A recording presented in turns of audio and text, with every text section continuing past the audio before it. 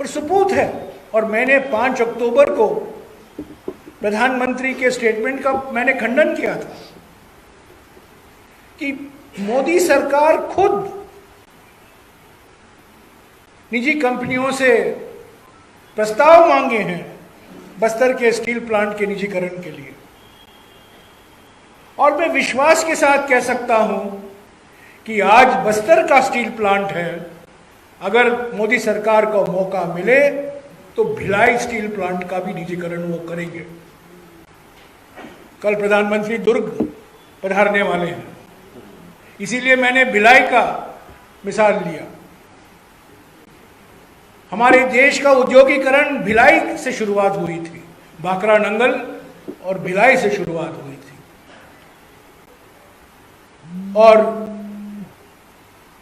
जिस तरीके से हमारे सार्वजनिक संपत्ति है, बंदरगाह है, एयरपोर्ट है, बिजली के घर हैं, सीमेंट फैक्ट्रियां हैं, इनका निजीकरण हो रहा है।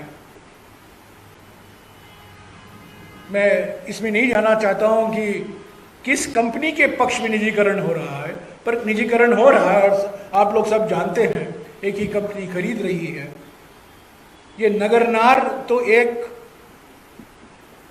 शुरुआत थी और आज प्रधानमंत्री कहते हैं और गृह मंत्री कहते हैं हमारे पास ऐसा कोई प्रस्ताव नहीं था। पर हकीकत ये है कि अक्टूबर 2020 से लेकर मोदी सरकार लगी हुई है इस प्लांट को निजीकरण करने में, और भिलाई भी है। और आपको मैं कह दूं, ये पहला मिसाल नहीं है। छत्तीसगढ़ में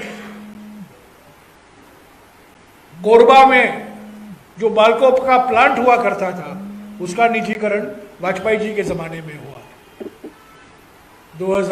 सन 2001 या 2002 में हुआ।